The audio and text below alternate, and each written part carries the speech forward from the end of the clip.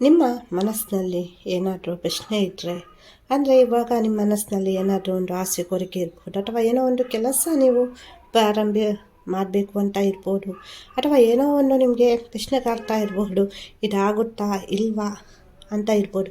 So ಆ ಪ್ರಶ್ನೆಗೆ ಇವತ್ತು ಉತ್ತರ ಸಿಗುತ್ತೆ. ಅಂದರೆ ನೀವು ಇಲ್ಲಿ ನಿಮ್ಮ ಮನಸ್ಸಿನಲ್ಲಿರುವಂತಹ 2 ಪ್ರಶ್ನೆಗಳನ್ನು ಕೇಳಬಹುದು.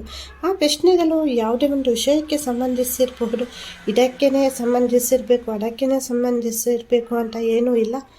ಆ ಪ್ರಶ್ನೆ ನಿಮ್ಮ ಸಮಸ್ಯೆಗೆ ಸಂಬಂಧಿಸಿರಬಹುದು, ಅಥವಾ ನಿಮ್ಮ ಆಸೆ ಕೋರಿಕೆಗೆ ಸಂಬಂಧಿಸಿರಬಹುದು, ಅಥವಾ ಏನೋ ಒಂದು ಜೀವನದಲ್ಲಿ ಘಟನೆ ನಡೆದಿದೆ ಅದಕ್ಕೆ ಸಂಬಂಧಿಸಿದ್ದಿರಬಹುದು. ನಿಮಗೋಸ್ಕರನೂ ನೀವು ಕೇಳ್ಬೋದು, ನಿಮ್ಮ ಮನೆಯವರಿಗೋಸ್ಕರನೂ ಕೇಳ್ಬೋದು, ನಿಮ್ಮ ಪ್ರೀತಿಯ ವಿಷಯದಲ್ಲೂ ಕೇಳ್ಬೋದು, ಮದುವೆ ರಿಲೇಟೆಡ್ ಕೇಳ್ಬೋದು, ಜಾಬ್ ರಿಲೇಟೆಡ್ ಕೇಳ್ಬೋದು, ಪರ್ಸ್ನಲ್ ವಿಷಯಗಳಿದ್ದರೆ ಅದರ ಮೇಲೂ ಕೇಳಬಹುದು, ಮಕ್ಕಳ ಬಗ್ಗೆನೂ ಕೇಳಬಹುದು. ಇಲ್ಲಿ ನೀವು ಮೊದಲಿಗೆ ಏನು ಪ್ರಶ್ನೆ ಕೇಳಬೇಕು ಅದನ್ನು ನೀವು ಅಂದರೆ ಅರ್ಥ ಮಾಡ್ಕೊಳ್ಬೇಕು.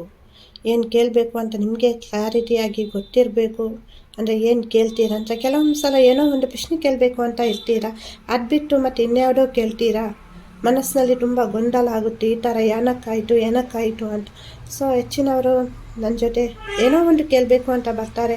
ಸೊ ಹೇಳುವಾಗ ಇನ್ನೊಂದೇನೋ ಹೇಳ್ತಾರೆ. ಸೊ ಗೊಂದಲಗಳು ಆಗೋದು ಬೇಡ ಅಂತ.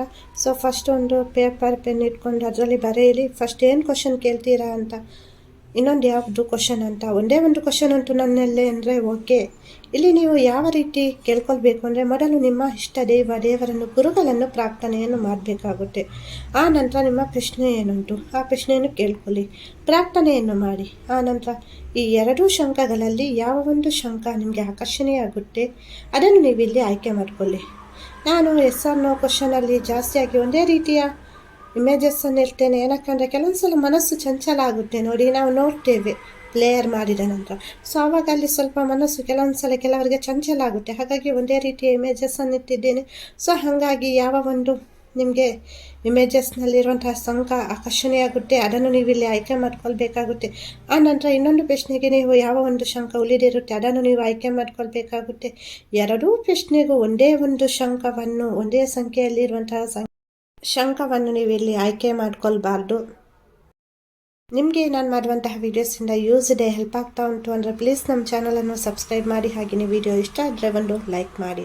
ನನ್ನ ಆರಾಧ್ಯ ದೈವವಾದ ಕೊರಗಜ್ಜ ನಿಮ್ಮ ಜೀವನದಲ್ಲಿ ಸುಖ, ಶಾಂತಿ, ಸಮೃದ್ಧಿ, ನೆಮ್ಮದಿಯನ್ನು ಕರುಣಿಸಲಿ. ನೀವು ಬಯಸಿದ್ದೆಲ್ಲ ನಿಮ್ಮ ಜೀವನದಲ್ಲಿ ಸಿಗುವಂತಾಗಲಿ ಅಂತ ನಾನು ನನ್ನ ಆರಾಧ್ಯ ದೈವವಾದ ಕೊರಗಜ್ಜನನ್ನು ಪ್ರಾರ್ಥಿಸುತ್ತೇನೆ. ಇಲ್ಲಿ ಯಾರೆಲ್ಲ 1ನೆಯ ಶಂಕವನ್ನು ಆಯ್ಕೆ ಮಾಡ್ಕೊಂಡಿದ್ದೀರಾ, ಏನು ಪ್ರಶ್ನೆಯನ್ನು ಕೂಡ ನೀವಿಲ್ಲಿ ಕೇಳ್ಕೊಂಡಿರಬಹುದು. ಕೆಲಸದ ಬಗ್ಗೆ ಕೇಳ್ಕೊಂಡಿರ್ಬೋದು, ಮದುವೆಯ ಬಗ್ಗೆ ಕೇಳಿರ್ಬೋದು, ಮನೆಯ ಬಗ್ಗೆ ಕೇಳಿರ್ಬೋದು, ಬಿಸ್ನೆಸ್ ರಿಲೇಟೆಡ್ ಇರ್ಬೋದು, ಏನೇ ಒಂದು ಅಥವಾ ಕಮಿಟ್ಮೆಂಟ್ ಬಗ್ಗೆ ಕೇಳಿರಬಹುದು. ಏನೇ ಒಂದು ಪ್ರಶ್ನೆಯನ್ನು ಕೇಳ್ಕೊಂಡಿದ್ರು ನೀವು ಖಂಡಿತವಾಗಿಯೂ ಈ ಕೆಲಸ ಆಗುತ್ತೆ ಅಂತ ಹೇಳ್ತೇನೆ. ಪಾಸಿಟಿವ್ ಆಗಿರಿ. ನೀವೆಷ್ಟು ಪಾಸಿಟಿವ್ ಆಗಿರ್ತೀರಾ ಅಷ್ಟು ಬೇಗ ಈ ಕೆಲಸ ಆಗುತ್ತೆ. ಮತ್ತು ಮಾತಿನ ಮೇಲೆ ಸ್ವಲ್ಪ ಗಮನ ಇರಲಿ. ಏನು ಪ್ರಶ್ನೆ ಕೇಳಿದ್ದೀರಾ ನೀವು ಆ ಪ್ರಶ್ನೆಯಲ್ಲಿ ನೀವು ಸ್ವಲ್ಪ ಗಮನ ಹರಿಸಬೇಕು. ಯಾವುದೇ ಬಿಸ್ನೆಸ್ ರಿಲೇಟೆಡ್ ಆಗಿ ಕೇಳಿರ್ಬೋದು, ಸ್ವಂತ ಮನೆ ಕಟ್ಟಬೇಕು ಅಂತ ಕೇಳಿರ್ಬೋದು, ಜಾಬ್ಗೋಸ್ಕರ ನೀವು ಇಂಟರ್ವ್ಯೂ ಕೊಡಲಿಕ್ಕೆ ಹೋಗ್ತಾ ಇದ್ದೀರಿ, ಅಥವಾ ಎಕ್ಸಾಮ್ ಪ್ರಿಪೇರ್ ಮಾಡ್ತಾ ಇದ್ದೀರಿ. ಸೊ ಅಲ್ಲಿ ಸ್ವಲ್ಪ ನೀವು ಮಾತಿನ ಬಗ್ಗೆ ಗಮನ ಇರಬೇಕು. ಅಂದರೆ ನೀವೇನು ಮಾಡ್ತಾ ಇದ್ದೀರಾ ಅದರ ಬಗ್ಗೆ ನಿಮಗೆ ಗಮನ ಇರಬೇಕು. ಬೇಡ ಸಲ್ಲದ ಏನೋ ಆಲೋಚನೆ ಮಾಡಿ, ಯಾರ ಜೊತೆನೋ ಡಿಸ್ಕಸ್ ಮಾಡಿ, ಏನೇನೋ ಮನಸ್ಸಿನಲ್ಲಿ ಆಲೋಚನೆಗಳು ಬರುವಂತಹ ಸಾಧ್ಯತೆಗಳುಂಟು. ಹಾಗಾಗಿ ನೀವೇನು ಮಾಡ್ತಿದ್ದೀರಾ ಅದರ ಮೇಲೆ ಸ್ವಲ್ಪ ಗಮನ ಕೊಡಿ. ಹಾಗೆಯೇ ನೀವು ಅಂದ್ಕೊಂಡಿದ್ದು ನಿಮ್ಮ ಸಮಯದಲ್ಲಿ ಆಗುತ್ತೆ. ಕೆಲವೊಂದು ಸಲ ನಿಮಗೆ ಇಲ್ಲಿ ಭಯ ಕಾಡ್ತಾ ಇರಬಹುದು, ಆಗುತ್ತಾ ಇಲ್ವಾ, ಇದು ನನ್ನಿಂದ ಸಾಧ್ಯನಾ ಅಂತ. ಸಾಧ್ಯನಾ ಅನ್ನೋದನ್ನು ನೀವು ಆಲೋಚನೆ ಮಾಡಬೇಡಿ, ಸಾಧ್ಯ ಅನ್ನೋದನ್ನು ಆಲೋಚನೆ ಮಾಡಿ. ಖಂಡಿತವಾಗಿಯೂ ನಿಮಗೆ ನಿಮ್ಮ ಇಷ್ಟ ದೇವರ ಅನುಗ್ರಹ ಅನ್ನೋದು ಖಂಡಿತವಾಗಿಯೂ ಉಂಟು. ಖಂಡಿತವಾಗಿಯೂ ನಿಮಗೆ ಯಾವ ಥರ ಬೇಕು, ಏನಾಗಬೇಕು ಅದು ಹಾಗೇ ಆಗುತ್ತೆ.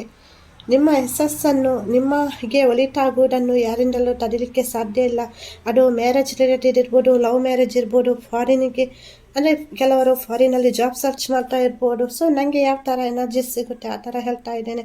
ಮನೆ ಕಟ್ಟುವ ವಿಷಯ ಇರಬಹುದು, ಅಥವಾ ಪ್ರೇಮಿಗಳ ಮಧ್ಯೆ ಕಮಿಟ್ಮೆಂಟ್ ಇರಬಹುದು, ಜಾಬ್ ಇರ್ಬೋದು, ಅಥವಾ ಫ್ಯಾಮಿಲಿ ರಿಲೇಟೆಡ್ ಏನೇ ಒಂದು ಸಮಸ್ಯೆ ಇರ್ಬೋದು. ಸೊ ಏನು ಅಂದ್ಕೊಂಡ್ರೆ ನೀವು ಆಗುತ್ತೆ. ಯಾವ ಥರ ನಡ್ಕೊಳ್ಬೇಕು, ಸ್ವಲ್ಪ ಮಾತಿನ ಬಗ್ಗೆ ಗಮನ ಕೊಡಿ. ಖಂಡಿತವಾಗಿಯೂ ಭಯಪಡುವ ಅವಶ್ಯಕತೆ ಇಲ್ಲ. ಎಲ್ಲನೂ ನೀವು ಅಂದ್ಕೊಂಡ ಥರನೇ ಒಳ್ಳೆಯದಾಗುತ್ತೆ. ಯಾರೆಲ್ಲ ಎರಡನೇ ಶಂಕವನ್ನು ಆಯ್ಕೆ ಮಾಡಿಕೊಂಡು ಎರಡನೇ ಪ್ರಶ್ನೆಯನ್ನು ಕೇಳಿದ್ದೀರಾ, ನೀವೇನು ಅಂದ್ಕೊಂಡಿದ್ದೀರಾ, ಅದು ನೀವು ಯಾವ ಥರ ಅಂದ್ಕೊಂಡಿದ್ದೀರಾ ಆ ಥರ ಆಗುತ್ತೆ. ಆದರೆ ಸದ್ಯಕ್ಕೆ ಅದು ಆಗುವ ಲಕ್ಷಣ ಕಾಣ್ತಾ ಇಲ್ಲ. ಹಾಗಂತ ಆಗಲ್ಲ ಅಂತ ಅಲ್ಲ, ಇಲ್ಲಿ ನಿಮ್ಮ ಪ್ರಯತ್ನ ಕೂಡ ಮುಖ್ಯವಾಗಿ ಬೇಕಾಗಿರುತ್ತೆ. ನೀವೀಗ ಒಂದು ಪ್ರಶ್ನೆ ಕೇಳಿರ್ಬೋದು, ನನಗೆ ಗೌರ್ಮೆಂಟ್ ಕೆಲಸ ಸಿಗುತ್ತಾ ಇಲ್ವಾ ಅಂತ. ನಾನು ಈ ಜಾಬಿಗೆ ಅಪ್ಲೈ ಮಾಡಿದ್ದೇನೆ, ಆ ಜಾಬಿಗೆ ಅಪ್ಲೈ ಮಾಡಿದ್ದೇನೆ, ಒಳ್ಳೆಯದು. ಆದರೆ ಇಲ್ಲಿ ನೀವು ಎಷ್ಟು ಪ್ರಯತ್ನ ಮಾಡ್ತೀರಾ ಅದರ ಮೇಲೆ ಇದು ಡಿಪೆಂಡೆಂಟ್ ಆಗಿರುತ್ತೆ. ಹಾರ್ಡ್ ವರ್ಕ್ ಅಂತೂ ನೀವು ಮಾಡಲೇಬೇಕಾಗುತ್ತೆ. ಹಾಗೇನು ಇವಾಗ ಮ್ಯಾರೇಜ್ ಕಮಿಟ್ಮೆಂಟ್ ಬಗ್ಗೆನೂ ಸೊ ನೀವು ಯಾವ ಥರ ಸಿಚುವೇಶನನ್ನು ಹ್ಯಾಂಡಲ್ ಮಾಡ್ತೀರಾ, ನೀವೆಷ್ಟು ಸ್ಟ್ರಾಂಗ್ ಆಗಿರ್ತೀರಾ, ನಿಮ್ಮ ರಿಲೇಷನ್ಶಿಪ್ ಎಷ್ಟು ಸ್ಟ್ರಾಂಗ್ ಆಗಿರುತ್ತೆ, ಅದರ ಮೇಲೆ ನಿಮಗೆ ನಿಮ್ಮ ಪ್ರೀತಿ ಸಿಗುತ್ತೆ, ನಿಮ್ಮ ಮನೆಯವರನ್ನು ಕೂಡ ಒಪ್ಪಿಸಲಿಕ್ಕೆ ಸಾಧ್ಯ ಆಗುತ್ತೆ. ಅಂದರೆ ಇಲ್ಲಿ ನಿಮ್ಮ ಪ್ರಯತ್ನ ಅನ್ನೋದು ತುಂಬ ಬೇಕಾಗಿರುತ್ತೆ. ಇವಾಗ ಏನೋ ಒಂದು ಸಣ್ಣ ಬಿಸ್ನೆಸ್ ಮಾಡ್ತಾ ಇದ್ದೇನೆ, ನಾನು ಬಿಸ್ನೆಸ್ ಗ್ರೋತ್ ಆಗಬೇಕು, ಇಂಪ್ರೂವ್ಮೆಂಟ್ ಆಗಬೇಕು ಅಂದರೆ ನೀವಲ್ಲಿ ಹಗಲು ರಾತ್ರಿ ವರ್ಕ್ ಮಾಡಬೇಕು, ಕೆಲಸ ಮಾಡಬೇಕು, ಮೈಂಡ್ ವರ್ಕ್ ಮಾಡಬೇಕು, ಹಾರ್ಡ್ ವರ್ಕ್ ಮಾಡಬೇಕು, ಡೆಡಿಕೇಶನ್ ಇರಬೇಕು, ಟೈಮ್ ಮ್ಯಾನೇಜ್ಮೆಂಟ್ ಇರಬೇಕು. ಸೊ ನೀವು ಯಾವ ಥರ ಇದರಲ್ಲಿ ಇನ್ವಾಲ್ವ್ ಆಗ್ತೀರಾ ಅದರ ಥರ ನಿಮಗೆ ರಿಸಲ್ಟ್ ಬರುತ್ತೆ. ನೀವೇನೂ ಮಾಡದೆ ಎಲ್ಲನೂ ಆಗಬೇಕು ಅಂದರೆ ಆಗಲ್ಲ. ನಿಮ್ಮ ಪ್ರಯತ್ನ ಅನ್ನೋದು ಇದರಲ್ಲಿ ತುಂಬ ಮುಖ್ಯ ಆಗಿರುತ್ತೆ.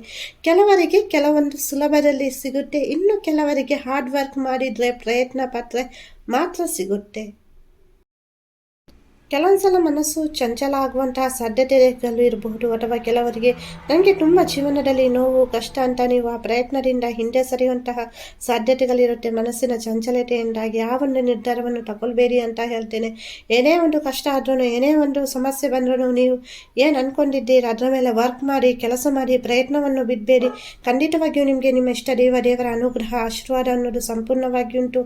ಹಾಗೆಯೇ ವಿಶೇಷವಾಗಿ ನಿಮಗೆ ಗುರುಗಳ ಅನುಗ್ರಹ ಸಂಪೂರ್ಣವಾಗಿ ಉಂಟು. ಎಲ್ಲ ನೀವು ಅಂದುಕೊಂಡ ಥರನೇ ಒಳ್ಳೆಯದಾಗ್ತಾ ಹೋಗುತ್ತೆ. ವಿಡಿಯೋ ಇಷ್ಟ ಆದರೆ ಒಂದು ಲೈಕ್ ಮಾಡಿ, ಹಾಗೆಯೇ ಶೇರ್ ಮಾಡಿ. ಎಲ್ಲರಿಗೂ ಒಳ್ಳೆಯದಾಗಲಿ. ಧನ್ಯವಾದಗಳು.